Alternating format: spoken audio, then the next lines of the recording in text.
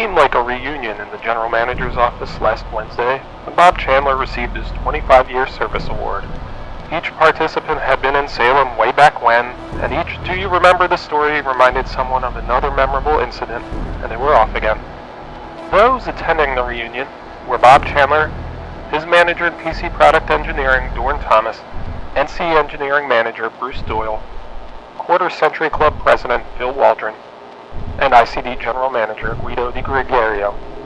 In November 1956, RF Bob Chandler began his engineering career with GE on the Atlas missile program with the Military Electronics Department in Utica, New York. In 1959, he transferred to the Industry Control Department in Salem. It was while in Salem that he had his first encounters with Guido, Dorn, Bruce, and Phil.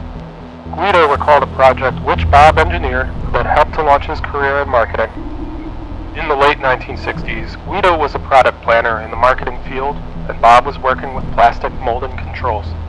The OEMs who were familiar with relay logic wanted the advantages of solid-state logic in the PM controls. Bob Chandler conceived a different solid-state logic system which looked like relay logic. His system was named Flow-Through, and is still being used in programmable control logic. With Dorn's help, Guido, as the product manager for plastic molding, presented this new concept to the OEMs in what he remembers as one of the most outstanding selling jobs of his career.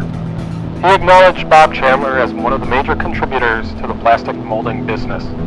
Bob discussed several other projects which represent his proudest accomplishments. He designed controls for the first automated blast furnace, Old Betsy, for U.S. Steel. 20 years later, this monument to his ingenuity is still in operation. The most challenging task he has performed, according to Bob, was to develop an automatic railroad car counter. Sounds simple, try it. But remember, all train cars are not the same size, nor do they have the same number of axles. Now try it.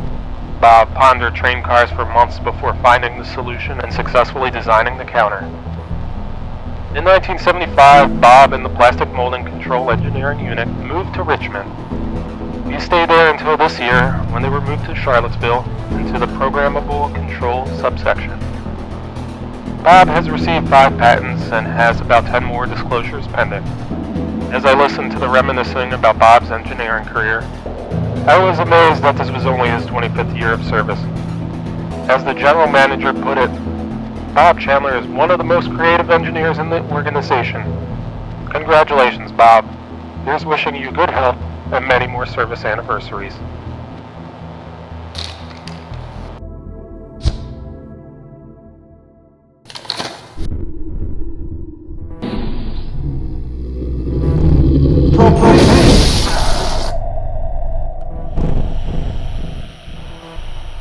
Miles?